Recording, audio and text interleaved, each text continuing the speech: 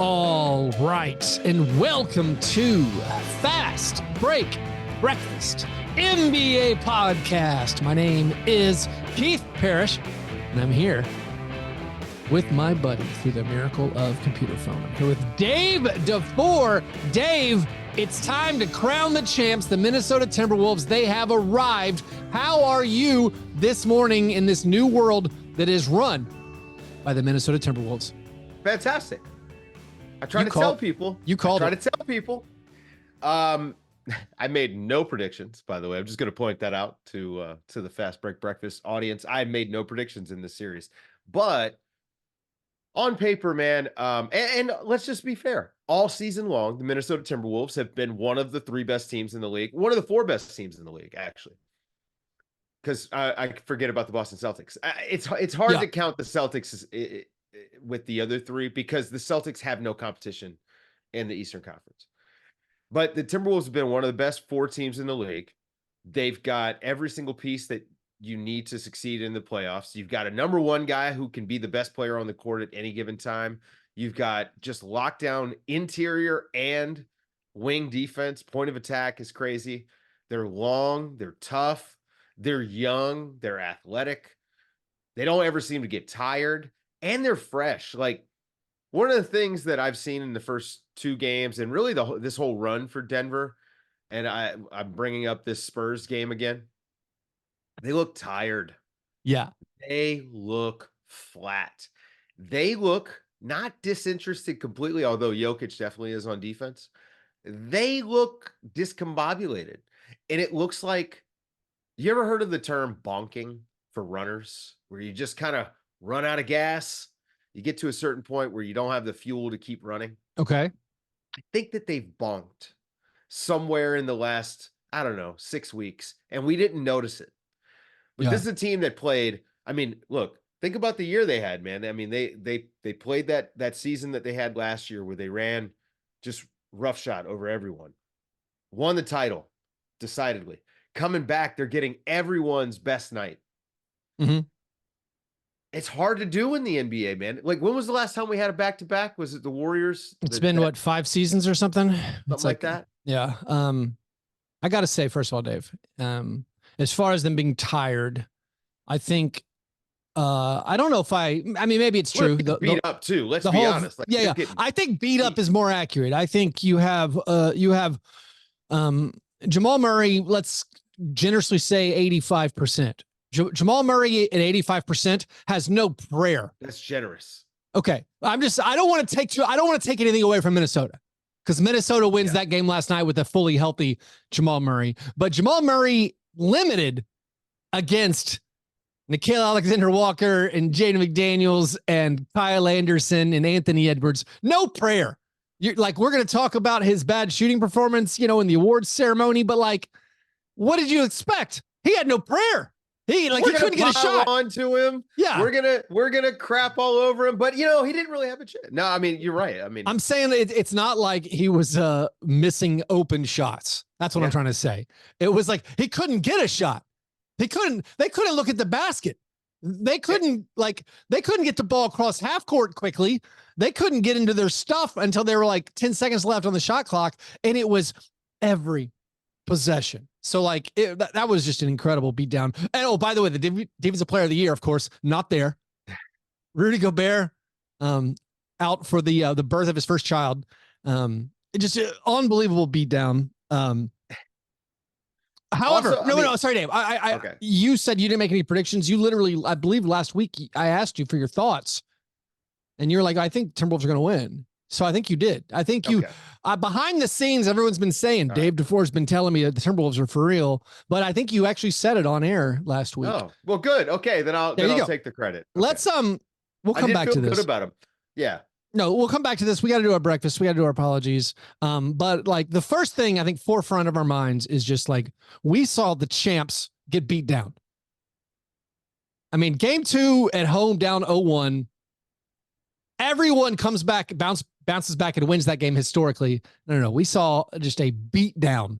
And you said you saw it, but you didn't totally believe. That's where I've been the whole time, where I'm it would be weird Well, it's about the Nuggets too. Let's be honest, right? Yeah, Like yeah. this has been a great team. Nikola Jokic is undeniably the best player on the planet. Although I think after this playoff, if you know, I mean, it's going to change. That's how it ought to be. By the way, I'm fine with living in that moment. And so, you know, I really did. I mean, I thought it would be um just close at least, right? Like I did not think that the Nuggets had a chance to just run right over them. And I did think that the Nuggets or the Wolves had a good chance to beat the Nuggets. But look, man, I didn't see this. I didn't see winning the first two games in Denver. Definitely not. And I didn't see the Nuggets where's the urgency? Where's the urgency been for them the entire playoffs? Man, they've been losing by double digits in every game so far. Yeah, they've been falling behind. Yeah. They're so lackadaisical getting into their stuff. You talked about Jamal Murray not being able to get the ball up half court, but truth is, the defense was pushing them up in a way that no one does to them. I like the league all season long kind of just lets teams get into their offense. They can, let me mosey up the court. I'll throw the ball to Jokic on the wing. He'll stand there. He'll do the water polo thing for 6 seconds, and then we'll get into stuff. And the Wolves just aren't playing that game. So, I don't know. The Wolves are playing basketball. I'm not sure what the Nuggets are doing right now. So it's so funny because like, I guess this happens to me maybe more than most people, but I think a lot of people are this way. Like you don't really believe it until it happens. Like you need proof of concept that like, oh, this is actually. I need to see a game, man. Yeah, like, and so like, and then you have. I always have a lot of faith in like a defending champ, or like it's hard to envision years ago, like, oh, the Warriors aren't going to lose in the second round because of the Warriors and Steph Curry always comes through or whatever. And so like this year, you saw how the Nuggets handled it last year, and we spelled out things like they could have some issues in the playoffs. Like I think they're going to miss Bruce Brown and they're going to miss Jeff Green, and they have no depth. And then for the Timberwolves, you're like, they're well equipped to handle the Nuggets, but I can't personally predict that until I've seen it. And then you're watching these first two games and you're like, hey, it might be a problem that the Nuggets have one dribbler. Hey, it might be a problem that they have one big. It's like, and there's all these things, and you're like, hey, you know how we talked about the Timberwolves just have like waves and waves of guys they can guard the Nuggets important players with? It's like, yeah, that might be a problem for the Nuggets, it turns out. But I don't know, man. Look, when you follow game one and some of your analysis, and this is legit, man, this is me, is maybe they need to play DeAndre Jordan a little bit. I like, you've got a problem, and yeah, we're blind to these problems until the playoffs hit anyway. And I'll admit that, because it's two different sports, man. It's two sports. I refuse to act like the regular season and the playoffs are the same sport. They're different. And so now we're getting to the basketball portion of the calendar, and the Nuggets basketball issues are starting to show themselves. And it doesn't help that Murray's hurt, but also KCP's hurt. KCP has been ineffective, I think, defensively. Now, maybe some of that is he's a little too small for Anthony Edwards, but he also, remember, he rolled his ankle. He has not looked right to me. And then also credit a little bit the Timberwolves offense shooting the lights out the first two games for them. So, okay. So you say shooting the lights out, Dave. I push back to that. No, but it's not even that, like, the shooting numbers aren't that great. They're shooting fine. Their offense, but they were somewhere around 18th in offense this season. Yeah. This is a team whose defense led the way for them, and offense would often hold them back. So first two games, they've done really well. Yeah. So you're right there. And that was, again, my hesitation with picking the Timberwolves in the playoffs was looking at like the regular season numbers. They were a mediocre offensive team and a great defensive team. And in the past, 20 years, that's not a formula for the postseason. Like you have to be good at both. And usually you need to be great at offense and good at defense. This has been amazing defense, pretty average to below average offense. Didn't think that was going to work. And like the thing I faultily kept citing for the Timberwolves was like, well, their fourth quarter offense hasn't been very good. Their clutch time offense has been bad this year. They're not elite as far as like having that guy to go to in half court sets. Oh, of course, now it's Anthony Edwards. That feels stupid to say. Like I was looking, their clutch net rating this year was 27th, which again points out how much I hate clutch stats. But like their This team wasn't that good against, like, you look at the record against like the top 10 teams this year. They wasn't that good. This team, Dave, here's the thing. The last time they won 7 games in a row was early November. And here they are with like 6-0 in the postseason, and they've just hammered teams, hammered them. And so, yeah, let's, it's stunning. Anyways, Dave, let's do our breakfasts before we get famished and lightheaded, talking too much about the Timberwolves and Nuggets. Have you had anything, Dave? No, running on empty. Throat coat tea this morning, Keith. I'm not sure if it's allergies or if I caught a cold. I'm not around children ever, so I'm hoping it's just an allergy thing. I'm never around children. Oh, you're saying, I thought you were gonna follow that up with, and I was around some children recently. I spend no time around kids. I don't know where I would have gotten sick. Gotcha. I eat well. I exercise constantly, so it has to be allergies. I just refuse. Oh, you're saying you can control infection by lifestyle choices. I wish. What?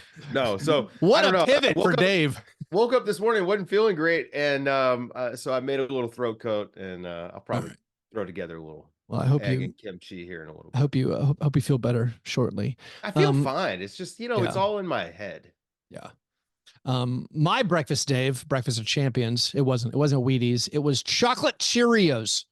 We just had our collection of cereal boxes is out of control. We try to stack them, kind of push them neatly beside our microwave, but like we now have like 9 cereal boxes. There's no neatly putting that together. So I'm like, I got to get rid of some of these boxes. I got to polish some of these off.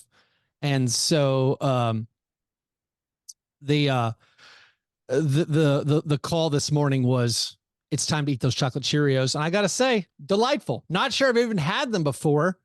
Just it basically was I've never even heard of chocolate Cheerios. I mean, I'm not surprised. Like every version of cereal has a chocolate version. And so, yeah. But it's got to be relatively new. Like I knew, there was. I mean, based on Cheerios. From our childhood, yes, it wasn't around in our childhood, but I don't think it's relatively new. I think it's been here. Do we need this?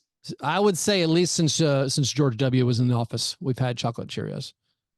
I don't know. Do they make like a one with marshmallows in it? Yeah, too? They have like dulce de leche Cheerios. Okay. They've got every Cheerios. Yeah, okay. It's not. So this is like everything else. It's we must expand all of this until every cereal is only Cheerios of some sort. Yeah. So that was the breakfast. Recommended. Anyways, now that we got that perfunctorily out of the way, let's move to our breakfast in bed apologies. This is our chance to make right, or my chance to make right, what I might have gotten wrong on a previous episode. Usually it's the first time we talk about the NBA, but we started off hot and heavy talking Nuggets, Timberwolves. Here's what I want to apologize for, Dave. Last episode, I was saying with my own little subjective, choice for how I like my 6th man of the year players to be. I just thought Naz Reid was an odd choice. Like, I love Naz Reid, but he didn't seem like a 6th man of the year. And I think the thing I said that was incorrect. As I said, when you're watching Timberwolves games, a lot of the time you're not like clamoring for Naz Reid to close the game. So for me, that doesn't feel like a 6th man. Well, I feel like game 1 against the Nuggets, it was Naz Reid's been awesome. And I'm clamoring for him to close. And I think he would have closed the entire game, except I think Micah Norrie / Chris Finch, they put in Cat just to make it so Cat didn't get benched, I think, for the final stretch of that game. So I apologize a little bit for Naz Reid. He has been, I think, everything you can hope for from a 6th man in this run so far. He comes on the court, does his job immediately. He's been awesome. So I just want to apologize. I don't ever want to say anything untoward towards Naz. Just love that guy. 10 straight points in a playoff game off the bench. Also, in game 2, just I feel like, sometimes you're thinking, I think the commentator said this, coming right in off the bench and just hitting your first 3-pointer. That's challenging. However, I've never played in the NBA, unlike the color commentators, but I do feel like what Naz Reid does, which is normally not movement threes or threes off the dribble, it's a practice 3. And I think he knew on the very first possession, I'm going to stand above the break, knowing Jokic is not going to hard close out to me right when I catch it. So I know in my head, I'm going to check in the game. I'm going to go stand on the wing. I'm going to catch a pass and drill a 3. That part, not that hard. And I feel like just it showed to the focus of the Timberwolves that seemed like they knew what they wanted to do every play. They knew how they wanted to attack the Timberwolves. And Nas knowing, listen, Jokic, he's not going to close out on me hard, which like, honestly, who can? I mean, Nas is 7 feet tall too. And can put it on the floor. And right? he can like, dribble. That's the thing, so like it was a nice play from Nas. Also, hey, look, man, if you got a guy like that and you bring him off the bench and he's can shoot and he can handle and he can score, it's a great idea to run the first play for him. Right? Yeah. Like you want to get those guys coming up off the bench touches, especially Nas Reed, because he's a rhythm player, like most basketball players. And so like the faster he touches the ball and gets into the flow of the game, the better. And so like I wonder if we went back and looked if all of his best nights came when he hit his first shot. Yeah, I don't know. I mean, also like not even blaming the Nuggets defense or anything. Like we can blame the Nuggets defense at times, especially Jokic's on-ball defense. But like, I'm pretty sure this play where Nas scored, it was like Anthony Edwards, Karl Anthony Towns pick and roll. Like that's what you're worried about. And like, if you just don't, all of a sudden, if you don't close out to the extra guy, then, you get a pretty good look. And that's what the Timberwolves did. Also, I guess I could apologize. Last episode, I named Cade Cunningham the least clutch player of the year. For further context, I should have remembered that also Cade Cunningham was first team all worsts team for the in-season tournament. So I feel like just that's further just to recognize what Cade did this season. Awful season from Cade Cunningham. Worst team all ist, also least clutch player of the year. So more context, never a bad thing. Anyways, Dave, those were our apologies. Now, let's go back to talking about the Timberwolves, who, I mean, frankly, they've blown my mind with how good they've been. Like everyone is playing like the role perfectly. Anthony Edwards has made this leap. I know the series is not over. They now get 3 days off. The Nuggets get to regroup and hopefully put up some kind of final fight. Maybe some of those issues that like I erroneously pointed to before the playoffs started, maybe they'll actually rear their ugly head, but they haven't had close games yet. They've just been mashing everyone they play. Or do you think this is over? Like what's your thought? I think it's over. Yeah. I think it's over. You got to go and hope to win 2 in Minnesota. A split's not good enough. I think it's done. Yeah. Timberwolves, they've just been good all year. They got to win. They got 5 games to win 2. I feel like they can do it. Again, Jamal Murray his calf is not healing in the next 3 days. Okay. Yeah. I just don't see it. You know what I mean? I mean, this is the way he looks right now. I don't see him being 100% 3 days from now. And I think the depth is a huge issue for them. They're running on fumes in game 2. What does game 3 look like? Oh yeah, Rudy just got a week off. How well rested is he going to look? Well, he's got that newborn. Well, here's the thing. Yes, but he's going to get. He might get that Fred VanVleet bump. Right? Yeah. So I mean, the questions from game 1, we don't know yet if Denver can even answer those, much less the questions from game 2. Remember, one of the big parts of game 1 was the way Gobert defended that 2-man game. Yeah. Between Gordon and Jokic. And to start game 2, Gordon had a great start to the game. So what's that wrinkle? Like, so what's the adjustment from Denver there now that Gobert's back in? What does that look like? Do they slide up? Is it more MPJ at the 4? Is it just telling Gordon stay out of the dunker spot, get to the corner, be a shooter, attack closeouts? I don't know. But I need to see their response to that. And now we know that Minnesota actually can defend very well, even when they don't have Gobert. So Gobert gets to be even more aggressive in the way that he defends, because now those fouls, like he's got 6 full fouls now, because you're not worried about losing him down the stretch, because you know that you've got the personnel to handle what's coming. I also think it allows them to save Rudy for spots too. So they can prioritize offense quite a bit because of their ability to defend on the perimeter. Jamal Murray's just not able to do much. Jokic not caring at all about defense in game 2. Just, I mean, that was odd to me. The lack of competitive fire there. I can't tell if we're just pulling out the clips for Jokic. I mean, it wasn't good.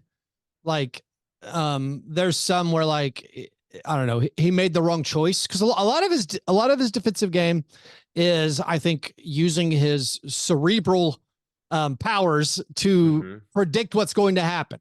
And so, like, I think he guessed wrong a few times in this game. Like, he left Kyle Anderson on the block for like a layup because he's thinking, all right, that's lesser threat. Maybe Kyle's not going to shoot it, but like Kyle would quick shoot it. And thus the clip becomes, oh, Jokic just left a guy at the Duggar spot. That looks bad. Anthony Edwards drove right by him several times. But so much of the Nuggets, a lot of the time, is just getting the ball out of the basket. You know, all right, so I scored a layup here. No big deal. Yeah, so like I'm just going to push it quickly. Of course, the Nuggets really couldn't push it quickly in this game. So I don't know if it was just also look, like this game wasn't close ever. Use the cerebral influence. Cerebro. He should use cerebro is what he should use. Whatever it is. Yeah. I'd like to see him use some synapses and move. You know what I mean? Like, what if he just slapped the floor one time? What if he slapped the floor one time just to get the crowd fired up? He's not that guy. Performative. I need some performative hustle. I know fake hustle for us. Yeah. But like, he is a good defender. Now, that being said, Minnesota does have a bunch of guys that he's actually not that effective against because of the athleticism, but he is typically a good defender. He just love to see him more engaged but it was a team effort. Let's just put it that way. It was a team effort to get absolutely just dog walloped. I mean, they were smoked, man. It was like an unbelievable beatdown. Hulk grabbing Loki. Yeah. Wadding back and forth, but to Nikola Jokic. So going back to that thing you said about how Gobert did such a great job in game one, where that, you know, the Nuggets would get Jokic in that little floater range, and the unstoppable play for Denver all year has been then he alley-oops it to Aaron Gordon, and Gobert defended it so well. Part of me thought like some of the issue was just the fact that the Nuggets were having difficulty adjusting from playing the Lakers, where the Lakers were so horrible at defending that. And it was like when you're playing Madden, if you go from like rookie level or rookie difficulty level to the all Madden difficulty level, it's impossible to adjust. You have to like ramp up. So I thought, all right, game one, you know, it was close for most of the game. Minnesota took over at the end, but like the Nuggets were not quite ready for the ferociousness of the Timberwolves defense. But then of course, game two, the Timberwolves just punch them in the mouth and it's never anything. So I thought maybe just like they're going to be able to dial up and understand like, hey, the effort that it took to beat the Lakers. And again, unimpressively beat the Lakers to be saved by 2 buzzer beaters from Jamal Murray. It's going to take a lot more. So maybe I thought that adjustment just over these next few days, they can be like, we know what we have to do now. And possibly the Nuggets can rise to that challenge. Those 2 buzzer beaters, by the way, covering up what's been a not great off-season run for playoff Jamal Murray. Yeah. I don't know, man. They have been out of sorts to me for a while. The disinterest that they showed in the Lakers series it was very much just like, we know we can do this. Who cares? We'll get to it eventually. Yeah. And that's not going to work with the Timberwolves. It wouldn't have worked with the Thunder, to be honest with you. This is the thing about these 2 teams. Those guys go hard 48 minutes. There is no lack of effort on any play. Like, I mean, can you remember at any time this year watching these guys just lazily go through an offensive possession, jack up an early shot clock 3 just because it's like, okay, well, we don't have anything going. Let's just throw this up. No way, man. And the Nuggets have been, I'm not saying that they're playing entitled basketball, but it certainly is like, oh, okay, well, this is a little bit more country club than what the Timberwolves and Thunder are doing. It's a little bit. Are you breaking a sweat today, Denver? Yeah.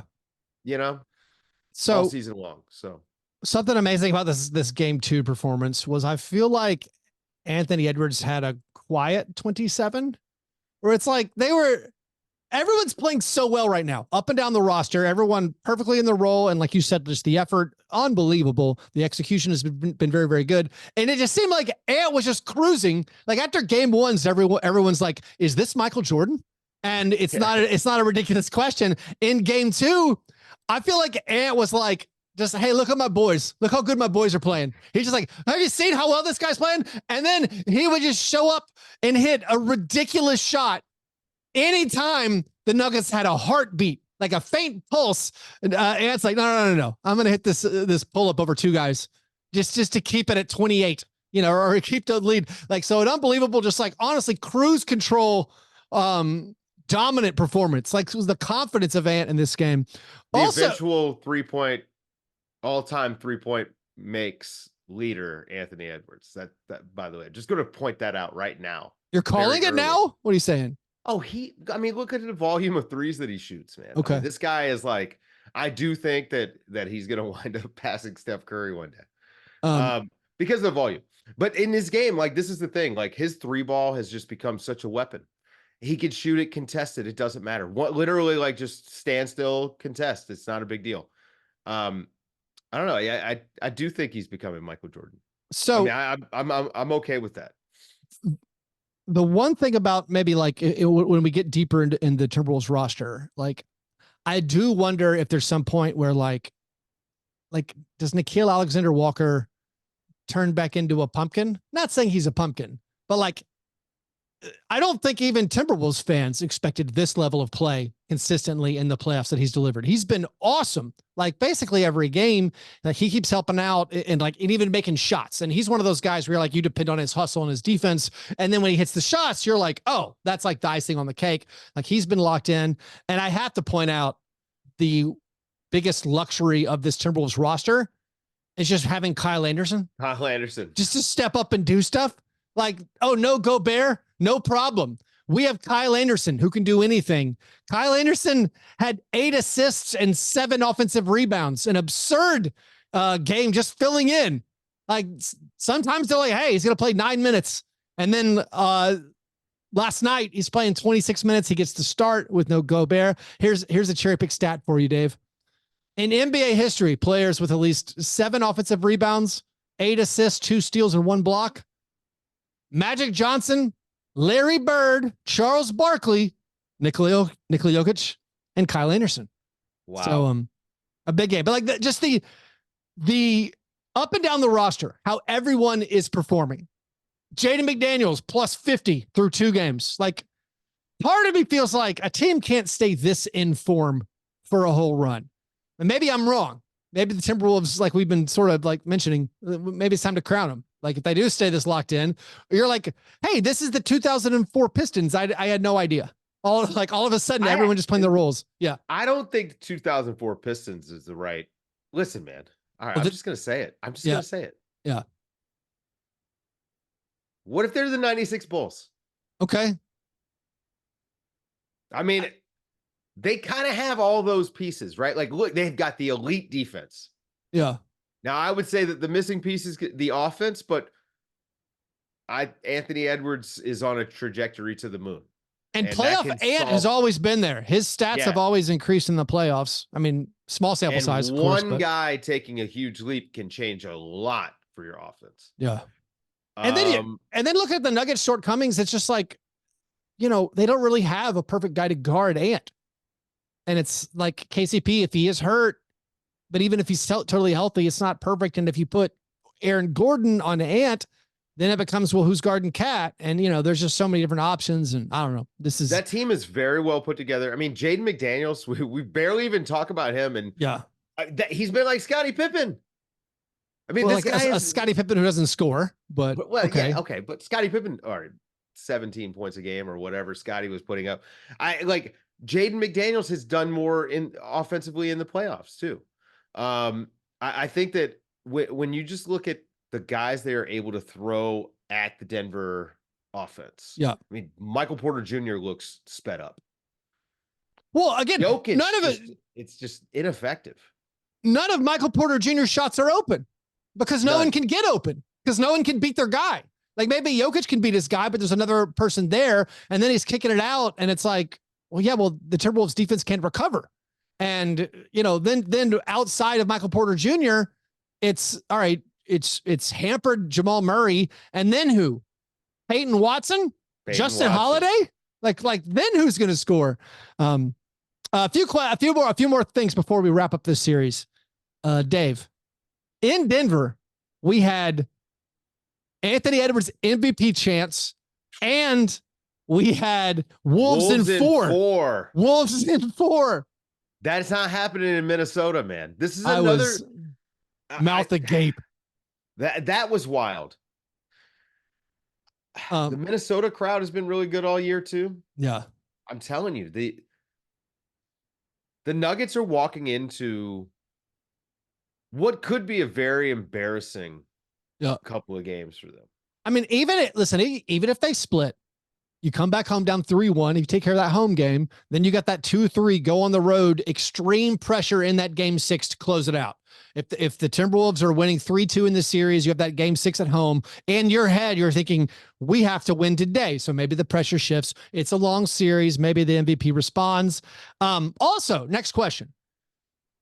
Did Tim Connolly specifically build this team just to beat the Nuggets? Did he have he's the guy with the plans to the Death Star who knows the ways to dismantle it? He's like, all right, we might lose to some other teams, but I'm building this team to beat the Nuggets. Because so far it looks like maybe so. Like, what an incredible advantage to have the G or to face your old team as the GM to be like, well, let's not forget Chris Finch was an assistant coach there. Yep. Right. The ties run deep. I think he just built the best basketball team that he could. And it's a real basketball team. This is not a gimmicky team. This is not, hey, we're going to have Trae Young out there flopping around and, we'll try to play defense behind a guy who doesn't play any at all. I mean, all these guys, they guard their position. Even Karl Anthony Towns, last night, I thought he had a great game. Yeah, we haven't mentioned him. He does make dumb fouls, but he tries really hard, and sometimes that effort actually works out for him defensively. He was great in that game. I just think they've built a modern basketball team. It's full of skilled players, skilled on both ends. Like Rudy Gobert is one of the most skilled defensive players to ever play center, and now he only has to really worry about playing center. This is the easiest job he's had, and he is elite at the stuff that they ask him to do. Rebound, protect the glass. I mean, he had 6 points in game 1. One of those was an elbow jumper. Now, all right, I don't want to see that again. But he had a dunk and a putback too. That's the stuff that he needs to do. And when you are able to excel in your role like that, and everyone does that for Minnesota, I just think that your team is better. So he's just built a really good basketball team where all of the players' strengths are complemented by another player's strength, rather than like Gobert has dealt with, like in Utah, where all of his strengths were to compensate for his teammates' weaknesses. He finally has people who are able to lift him up and elevate his game quite a bit. And that's the way that whole roster works. Every guy on the court, it makes the other guy better. So I didn't mean to spend 30 minutes on this one game / series, but it's okay because these might be two of the best teams playing right now. But there's still more finals. There's still a lot more actually to this game. One, does any of this result, or let's say that if the Nuggets lose this series, do we now relitigate their past successes? Because I think people have pointed this out clearly. Like last year, they didn't beat anybody with like a really good net rating. And they've never beaten a team that had a 50-win regular season in the postseason. I just think it's interesting is all. It's worth mentioning. I mean, of course, the benefit of being a high seed, of being the 1 seed in the playoffs, is you don't sometimes have to face the best teams like that. That's important. The whole season matters, but I think it's interesting. But maybe more interesting is Jamal Murray he threw a heating pad on the court. The refs didn't see it, or they didn't know it was a player who did it. Then he also throws a towel at a referee directly. He's obviously going to get fined. They're gonna post game assess. He made the money gesture. Like, I say this as a small market guy who feel like his team has felt the brunt of the disciplinary committee of the NBA. What does it take for a guy to get suspended these days? Like throwing a heating pad on the court that like Karl Towns stepped on, like he could have twisted his ankle, could have gotten hurt. But like, you can't throw stuff on the court while the game's happening. And then to do it again, to throw a towel at a ref, like throwing a towel at a ref. All right. That's like a $50,000 fine, I'd assume. But like both of these things in a game, coupled with the money sign, I don't think the NBA. I think correctly, they don't have the stomach for suspending players in the situations, which like good. Let's just play basketball. But it's going to be interesting to be like, how much of the fine / what should the disciplinary action be here? I mean, that was stunning. I mean, stuff. if they had ejected Jamal Murray, might it have been good for the Nuggets? Who knows? I mean, they don't have.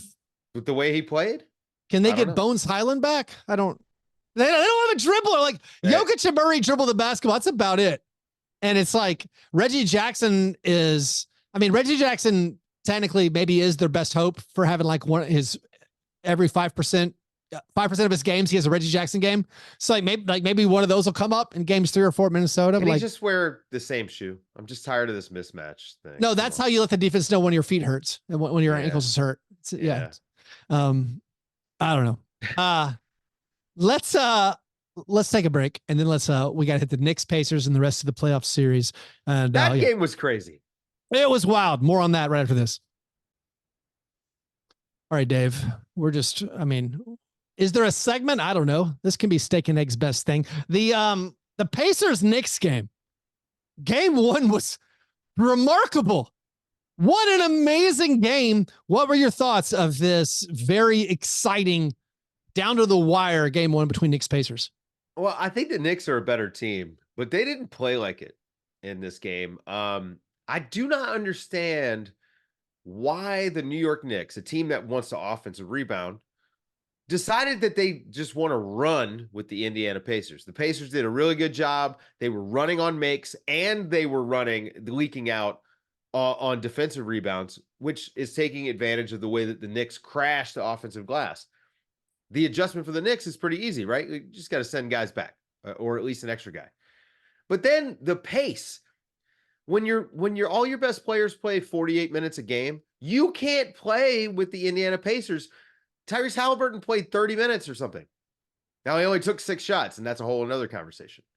But I was surprised that the Knicks tried to play the Pacers game. Not surprised that Jalen Brunson took over. So you know how I was saying, I think the Nuggets had a big adjustment phase from going from a team that is basically not guarding all these easy lobs to playing a good defensive team. I feel like the Knicks in game 1 did not adjust to the fact that like, hey, we're playing a team now that pushes the ball, that pushes the pace. Like I think they got very accustomed to like, oh, the Sixers, they're going to walk it up. The Sixers are going to wait for Embiid to come down the court. And the Pacers, their strength, the strength of this roster, the way it was built is transition scoring. And I feel like a lot of times we point out, well, like that transition stuff doesn't work in the playoffs. You got to play half court basketball. Well, the Knicks, unfortunately, they let so many leakouts happen. They let so many like Pacers buckets like occur. I do feel like the Knicks will address that. They will be like, hey guys, we can't crash all the time. And also just some of it, I think just awareness that you got to get back. These are no longer the Philadelphia 76ers. Like you got to get back and guard the rim. The Halliburton thing. So this game 1 for the Pacers, much like the Timberwolves got contributions up and down the roster where you were like, if you're doing player grades, you'd be like, I give everybody an A. The Pacers, everyone was awesome except for Halliburton. It was like Halliburton, I think it was 1 field goal attempt in the final 19 minutes of his playing time.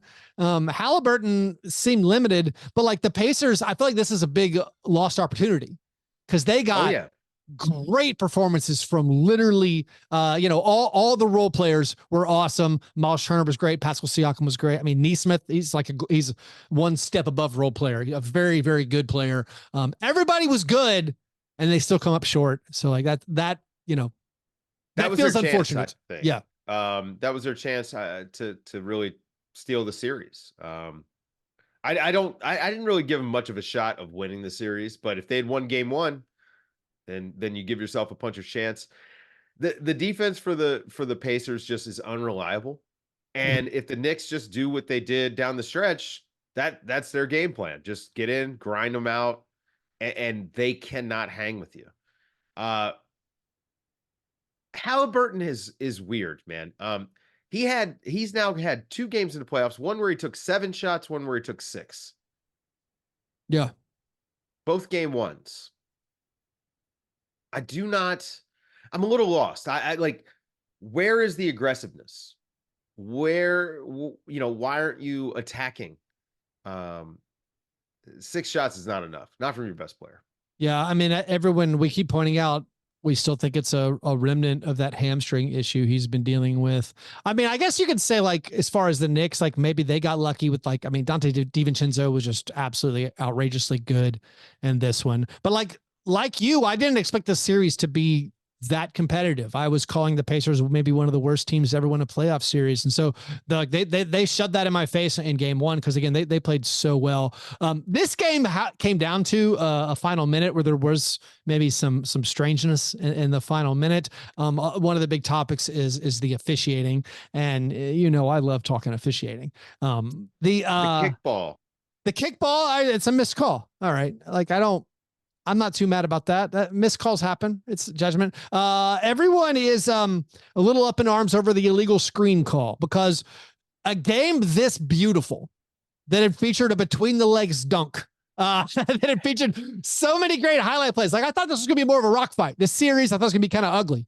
And it actually was this beautiful, very entertaining up and down basketball game. But it comes down to an illegal screen call, and everyone's screaming like, how can you make that call? I'm sympathetic to people who don't want the game to be quote unquote decided by an illegal screen. But this also goes to the thing that, like, I think we talk about sometimes. Fans don't want the game to be called correctly. Right. They want it to be called aesthetically pleasingly. Well, they want pro wrestling. They want a very subjective, no. Let's just play it. Let's not let that happen. Yeah, they want the entertainment factor. But here's the thing, man. I don't want illegal screens. Yeah. Like, the NBA has gotten ridiculous with the switching, the matchup hunting. I spent a lot of time overseas last summer talking to basketball people, where they make fun of the NBA because, like, it is fake in a lot of ways. The switching, where it is you must acquiesce to the switch, or the offensive player gets to grab you and Bradley Beal did this against Minnesota. Grabbed the defender by the arms and pushed them. I mean, we know about Draymond. Looks like football. I have no problem. Call all of the illegal screens. Give the defense a chance.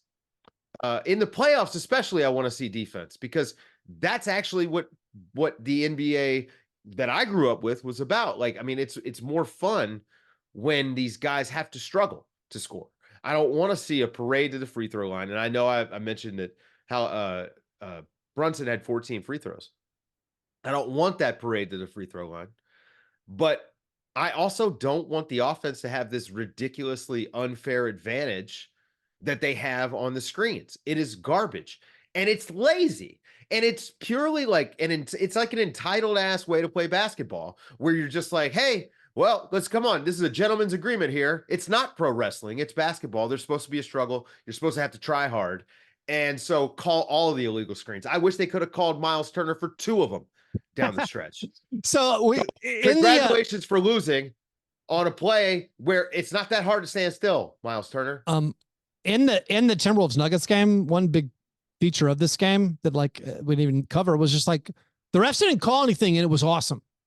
It was like Jamal Murray was so frustrated, because normally when he's like struggling, well, if you pretend you got hit, you got hit. Yeah. Like normally in the NBA, if you're struggling, and even if you're hurt and you're laboring a little bit and you get double teamed hard, all you got to do is like bump into one of the guys double teaming you, and you get bailed out. The refs did not bail out anything. Also, by the way, all right, the refs in the Timberwolves Nuggets game, Mark Davis missed this massive charging call, blatantly obvious charging call of Karl-Anthony Towns. On the next possession, Anthony Edwards knees, I can't remember if it was, I think it was KCP, knees him basically in the groin. I don't know if it was a legal guarding play. I don't know if that was an actual basketball move. Mark Davis calls nothing on either play. Mike Malone storms out on the court screaming at Mark Davis, and Mark Davis, to his credit, no technical foul, no nothing. He was asked about it in the pool report after the game, and he's like, although I don't have the exact quote in front of me, but Mark Davis said something like, although Mike Malone was heated and upset about the officials and his team's play, he didn't say anything I deemed disrespectful. And you can like lip read Mike Malone, and it's just like F-bomb this, F-bomb, but still, I was like, Mark that Davis is beautiful. is a real man. Yeah, Mark Davis is like, listen, a real man. I missed the first call. I probably could have called something the second time, and now the official now I'm just gonna let him scream in my face for a little bit. That's cool. That's it. That's actually, honestly, that's good officiating. It is good officiating. Going back to the Pacers game, the illegal screen. Like, can I real quick technical thing? Can we quit asking why a guy didn't get a technical? Are you rooting for more technical? It's unimportant. The referee gets to decide when and when not to give a technical. So the reason that he didn't get a tech is because the referee arbitrarily decided not to give him one. There's your answer. Thank you. Now, like, just save us time. I do think it's funny how so many of these referee things and these rule things have become, that feels sort of like arbitrary and subjective, like the marginal contact thing, where like the block, the Jalen Brunson block on Miles Turner, which, by the way, I'm actually fine with calling that a clean block. Yeah, it's body to body low. I'm actually fine. That's a clean block in my opinion. I don't know. I just think that the biggest thing is that people who complain about officiating largely don't know any of the rules of the game. And so, like, we'll call those JB Bickerstaffs. Yeah, and there you go. And so I tend to ignore a lot of that. I think these, and I'm like you, Keith, I think the refs get about 98% of it right. And the stuff that they miss on, it's hard to officiate a basketball game. I highly recommend everyone go volunteer to do a elementary level or a middle school game. Go give it a shot. I have never been MF'd by people I know as much as when I have to referee practice for my teams as a coach. Yeah, dude, no. The sweetest players, nicest people will just rip you a new one. You gotta do adults. Do a 3-on-3, volunteer for a 3-on-3 tournament. Go get paid. There's a risk of getting punched. Yeah. No, like, and even people who are like, you can't, like, don't call an illegal screen unless it's egregious. And it's like, if they didn't call anything on that play, I'm totally cool with it. But I believe refereeing is an art, not a science. I'm more like, I want some more leeway. But I will say, from the angle that Tyler Ford had, it looked like an egregious illegal screen. Like, Dante DiVincenzo sold it. I mean, then like the away from the play foul, or the before the inbounds pass foul. It was 2 in a row, actually. They missed the on the first one where Jalen Brunson wound up, turning the ball over, where he threw the ball, he fell out of bounds, threw the ball. Yeah. So Nembhard grabbed him on the inbound there too, and the referees missed that. I don't know if that's in the last 2-minute report. That's in the Dave Dufour report. Yeah. Tyrese Halliburton traveled wildly too in the final 2 minutes. I actually am fine. I want them to call that hooking foul like they called on Nembhard on Brunson. I mean, listen, man, look, I am pro defense, and I think the defense needs to get a fair shot, but the offense has to have freedom of movement. You can't just be grabbing a guy on an inbound, especially, in that situation. So I'm cool with that call. I think that the overall, they called pretty good games in both of these games. The playoffs have generally been really good. Well, so one thing I've been thinking about this playoffs is the mid-season change for the way the rules were interpreted, and the whole all contact is marginal if you think hard enough or something like that. This has really benefited if they go back to the old way. Yeah. If they go back to the old way, we all have to quit. We all have to boycott, and we have to tell them this is basketball. What we've been watching the last few months, this is the best basketball that the NBA has been putting out consistently for a while. Like, as far as just the product itself. So what we need. Let's run through these if they change. I'm not kidding. I will lead a boycott. Let's run through these other series and things we haven't mentioned yet. The Cavs advanced. The Cavaliers beat the Magic in a game 7. They fell down by 18 early. The Magic just did an unfortunate. It's funny to feel better about the Magic for losing in 7 than you feel about the Cavs. I mean, I don't feel great about the Cavaliers at all. Of course, no Jared Allen the last couple of games of that series. Basically, Donovan Mitchell said, screw this, just get on my back. I'm gonna score every time if I have to. He also said that to Orlando. He said, hey guys, I'm not gonna get in your way. Go ahead and try to score as much as you want. The big storylines of this game is Franz Wagner and Jalen Suggs making nothing. More on that in the awards segment of the program. Darius Garland also, does he have the same hamstring thing that Halliburton has? I mean, Darius Garland, was he in that new Space Jam and they just forgot to give him his Darius Garland back, or? Darius Garland on like the Ringers trade value rankings is like 2 spots below Ja Morant. What are we doing? Darius Garland did not have a good season. No. Yeah. So I don't know what's going on. San Antonio bound. But the Cavaliers are going to advance to place the Celtics. I don't think that's going to be much of a series. No, they don't have any of the things that Minnesota has. I have no faith whatsoever in the Cleveland Cavaliers. I think that they are 4 games away from trying to figure out where they're trading Donovan Mitchell. The Clippers got eliminated by the Mavericks. Mavericks Thunder starts on Tuesday night. That series, we basically forgotten about the Thunder because they quit playing so long ago. The Mavericks looked really good. Like Luka has not even been great yet. Maybe you want to credit some of the Clippers defense, but like the Mavericks maybe have another level they can go to if Luka can make more of his shots. Like this is going to be an incredible series. I feel like this could be like a 6 or 7 gamer. I don't even know who I think is going to win. But the Clippers, what do they do? Because they went out sad. I mean, of course, back. No Kawhi. I don't think Paul George is coming back. I don't know. There's a lot of talk about the Clippers trying to offer him less than the max. But the Sixers, of course, they lost in the last week. The Sixers seem like they're going to pursue Paul George. Daryl Morey gave a very candid press conference, the end of season media availability.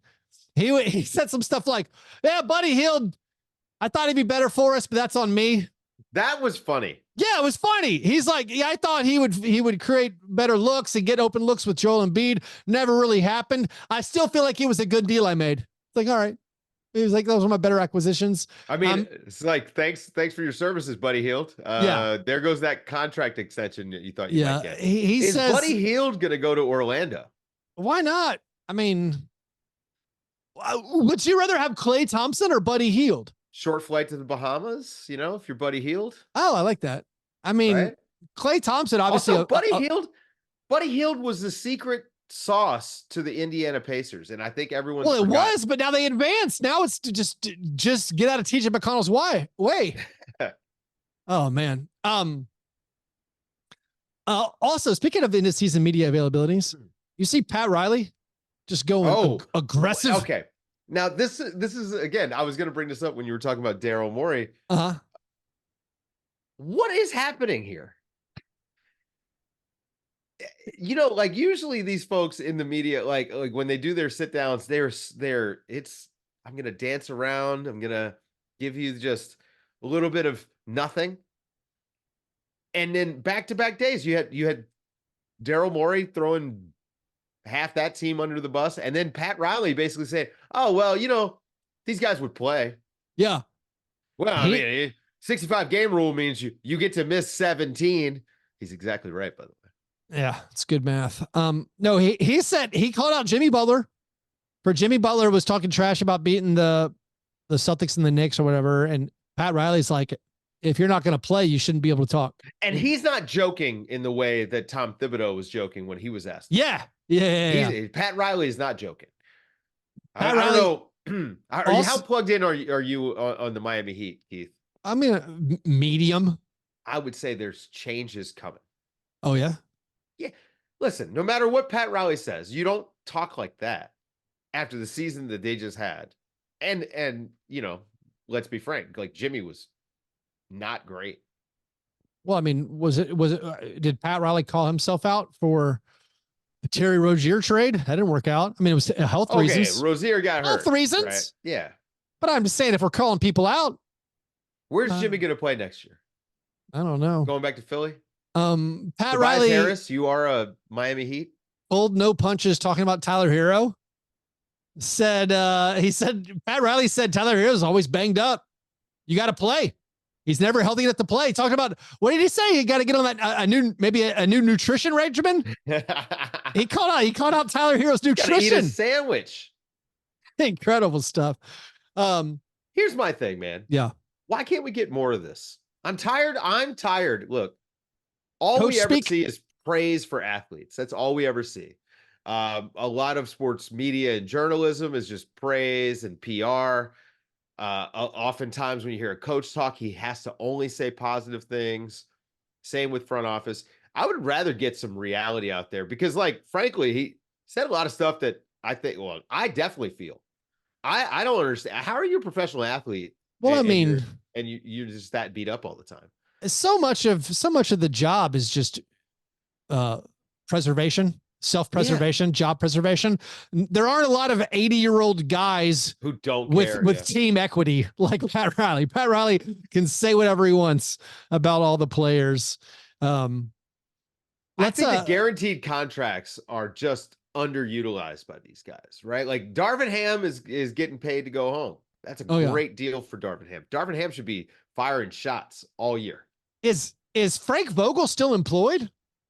He's still employed, right? That's a coup. It's Tuesday. It's Tuesday, May 7th. It's about noon Eastern right now as we record.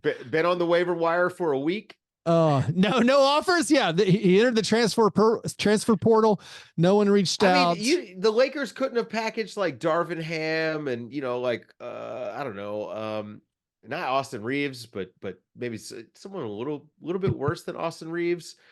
And Jalen Hood-Schifino. Yeah, and a future Max Christie second. Did you see? We didn't even mention this. This just popped in my head.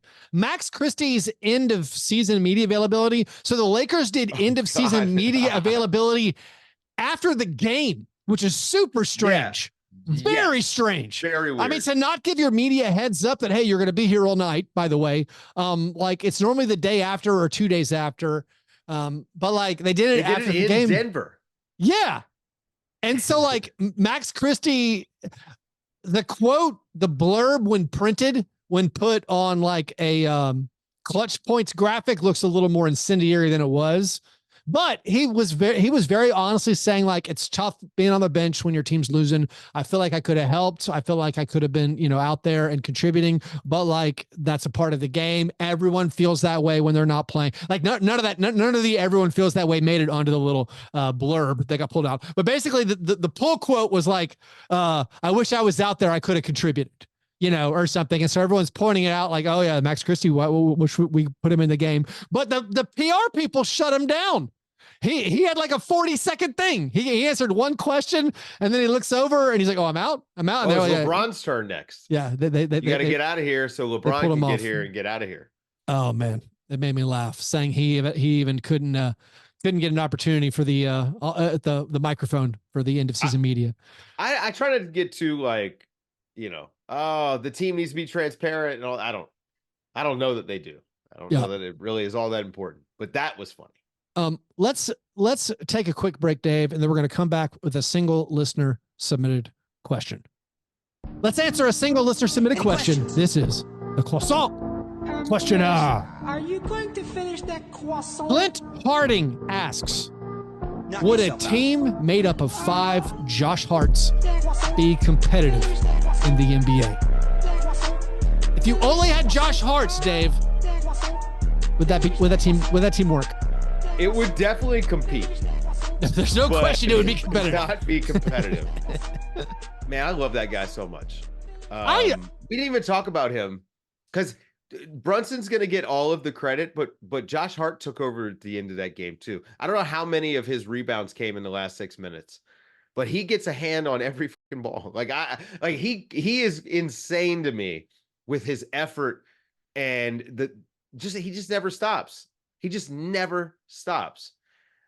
He's a guy that blows my mind, much like so many of these players who have been contributing big in the playoffs, like your TJ McConnells, your Naz Reeds, your Nickeil Alexander-Walkers, your Kyle Andersons. These are players anybody could have had. Any team. These guys passed around, essentially, and couldn't really find their spot. Josh Hart and Nickeil Alexander-Walker were both in Portland at the same time as Damian Lillard. Yeah. Yeah. Josh Hart. And meanwhile, Jalen Brunson I mean, Josh Hart's what? Turn He's Josh Hart into a winner. obviously, what, Lakers Summer League legend. Played on the Pelicans, a team that can use him. He's averaging 18 points and 12 rebounds and 5 assists a game in these playoffs. Leads the playoffs with 47 minutes played per game. Dave, I think a team of 5 Josh Harts. This is one guy who can sort of dribble, not really, can sort of shoot, but like can basically guard 1 through 5. I think a team of 5 Josh Harts would be better than the Timberwolves at defense. Maybe? Close. No. Okay. That's preposterous. Close. They'd be better than the Pistons, right? Like, I mean, they'd be better than the Lakers. They'd be better than the Suns. I think at best they're a play-in team, like the 10 seed at best. They just don't have. It's not enough. It's not enough off the dribble juice. Definitely not enough size. Josh Hart being a great rebounder at his size is awesome. A lot of that scheme too.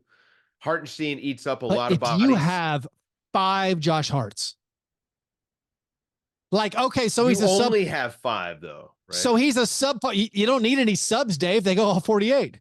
you have, yeah. All right, he's a subpar rebounder at the 5, but he's going to be a plus rebounder at the 1, 2, 3, and 4. All right, yeah, 36 and 46. 36 and 46. Yeah, I think they're a little under 500. That's a great question, Clint. That is a great question. If you want your question to be answered on air, someone make that in 2K. If you gotta in Slack has 2K, make that team in 2K and sim a season. I need 30, to know. Yeah, easy 30. In 2K, I bet you could win the title, no problem. If you want your question answered on air, you got to join at patreon.com/Fastbreak Breakfast, or if you want it answered on the bonus episodes, the Millennial Brunch $500 croissant bonus episode, which actually dropped last week. By the way, if you don't know, John Burr returned last week. Me and him answered some questions for about 40 minutes. That's available to Patreon supporters, patreon.com/Fastbreak Breakfast. Go check it out. Now, Dave, let's do the awards segment of the program. The International Stackhouse of Pancakes Award, which is given each week to the worst performance in a box score. We're all playing for second place this week, Dave. Easy winner, but let's at least mention our honorable mentions. You got James Harden, 2 for 12. Darius Garland, 3 for 13. James Harden again, 5 for 16. Tyler Hero, got to fix that nutrition, 6 for 19. Luka Doncic, 9 for 26. Our 3 nominees. You had Jalen Suggs in a game 7 loss. My wife was like, "Is that guy's name Suggs?" I was like, "Yeah." She's like, "That's kind of tough." I was like, "Yeah, I imagine that was tough for a lot of his life." But anyway, Jalen Suggs, game 7 loss, 2 for 13, 10 points, 9 rebounds, 4 assists, 1 steal, 5 turnovers, 4 personal fouls. His teammate, Franz Wagner, in the same game 7, 1 for 15. And to make it even better, 6 points, 6 rebounds, 6 assists. Mark of the beast for Franz. Also had 1 steal, 1 block, no turnovers, 3 personal fouls. And then Jamal Murray in the game 2 loss, 3 for 18, 8 points, 13 rebounds, 2 assists, 2 steals, 1 block, 4 turnovers, 3 personal fouls. Amazing stuff, Franz. Congratulations. Yeah, he's not very good. I heard on, I can't remember the podcast, I think he shot 19% on threes after the All-Star break. Yeah. Can't shoot. Just not a good shooter. He had an ankle injury over the summer. I wonder how much that affected him this season. But I mean, is he giddy without the hair? I don't know. I don't know what happened to Franz. But I did get especially bothered by, I think it was Jeff Weltman, the president of the Magic, was doing his end of the season stuff. And people were like, how do we add shooting to this team? And he's like, we're not that bad of a shooting team. We shot 34% on threes since January 1st. And as a person who dabbles in cherry pick stats, that's a huge red flag for me. I don't need anyone throwing since January 1st shooting stats at me, since most of those games are meaningless. Like all March, April shooting stats just doesn't matter. Also 34%, not that good. Below league average. Below league average, right? So like, anyways, Biggest problem that Orlando has, I actually think they need an offensive coordinator as a coach. They need to bring someone in to set up an offense for them. Yeah. Wagner's 1 for 15. This is a legendary performance. Atrocious. I was doing a playback. I need to clip that. I was doing a playback when he was at 1 for 13 and I was super excited. And it's like the final minute where the game's over. I'm like, please don't make a shot. Please don't make a shot. I've queued up all these stats and these tweets already. And then he missed another one. And I was just screaming. I was like, 1 for 14. Let's go. Let's go. And then he missed another one. Oh, so fired up. So this is the second worst 1 for of the season. Of course, Sam Hauser had a legendary 1 for 18 near the end of the regular season. But as far as game 7s go, this is one of the worst game 7s in NBA history. The Dennis Johnson 0 for 14 is the worst game 7 of all time, but this is the worst field goal percentage, the second worst field goal percentage for any player attempting at least 13 shots in a game. In the history of the NBA, we're talking 75 years. There have been, let's say, this was the top 25 worst shooting line in NBA history. There have been 10 playoff games where a guy took at least 12 field goal attempts and missed them all. And then there are 12 more where a guy took at least 15 shots and only made 1. Since the merger, the only 1 for games that can compete, you had Michael Finley going 1 for 17, Carmelo Anthony and Mike Bibby each went 1 for 16.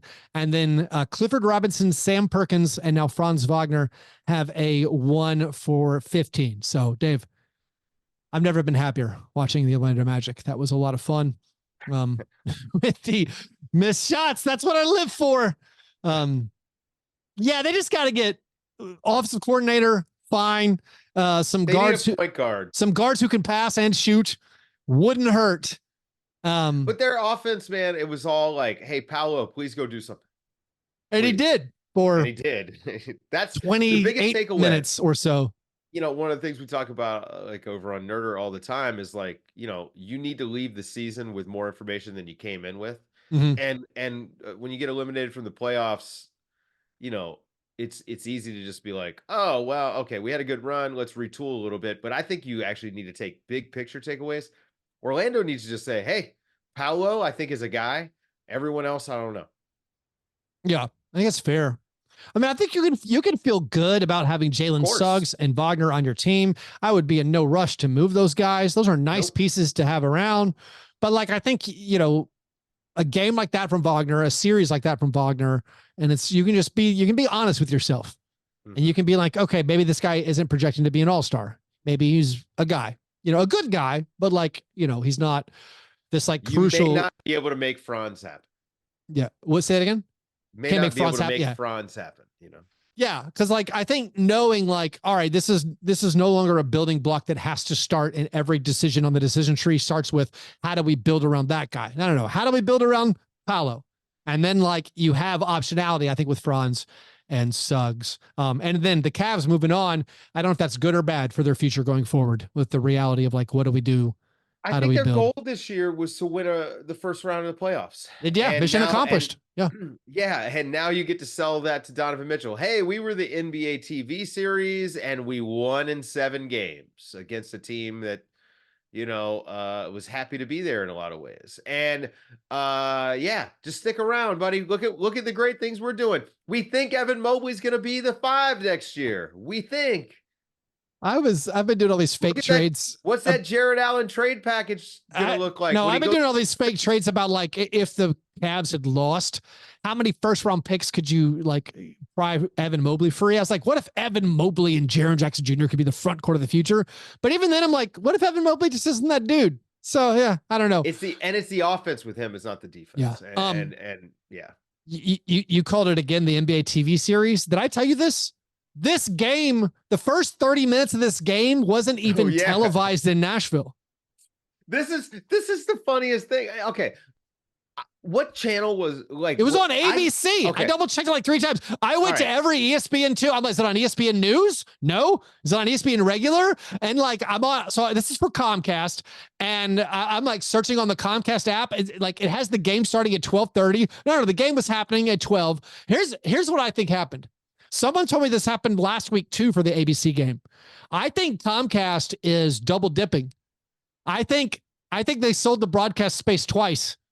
I think they took whatever syndication fee, like for this one show this half hour. There's some half hour fishing show infomercial. It's Bob Dance or no, but it was some fishing show, and it was on from 12 to 12:30. And right at 12:30, it switches over, and it's like the end of the first quarter. Like, it just switched over immediately to the game, and they're like, no, we broadcast the game as we said we would in our contract, and also we broadcast this show. I think it's either, incompetence, probably the simple answer, most likely answer. But I think maybe they're double dipping.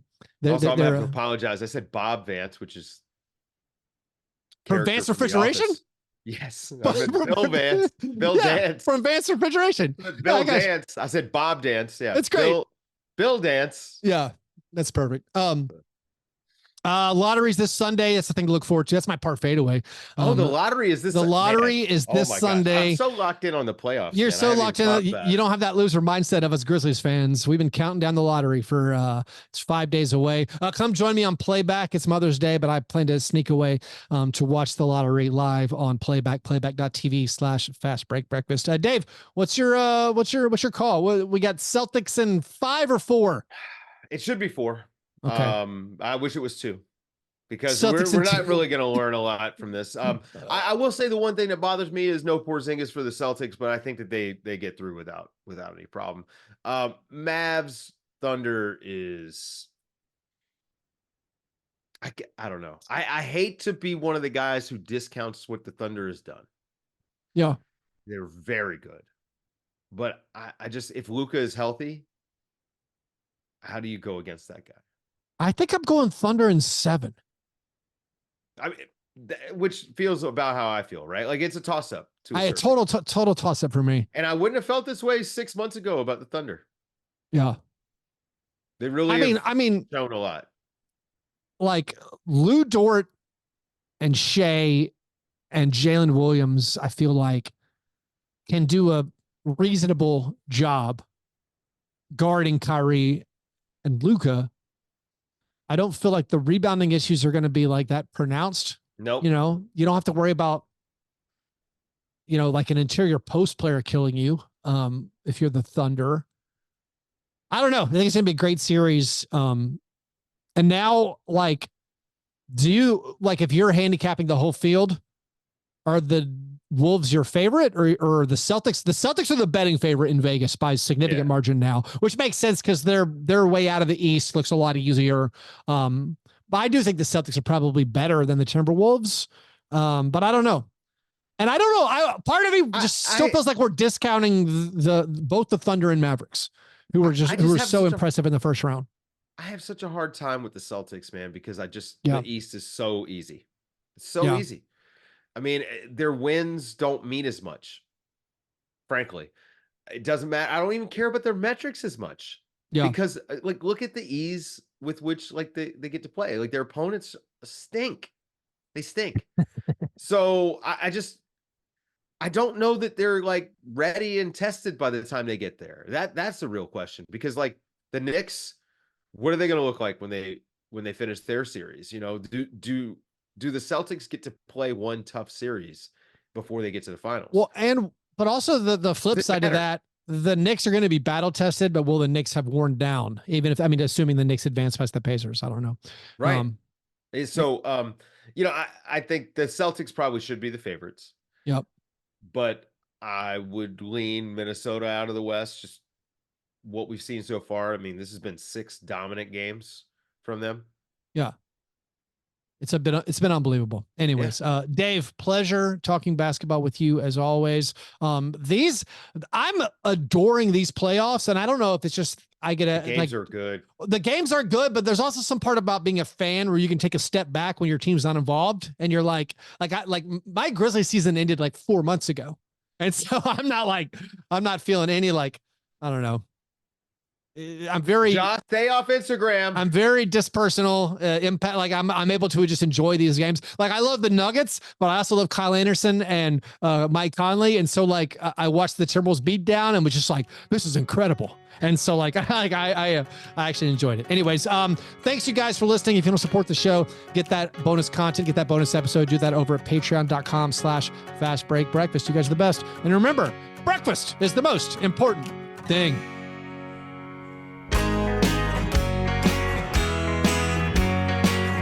Yeah, never apologize for being G&G. Fastbreak break, man. You understand?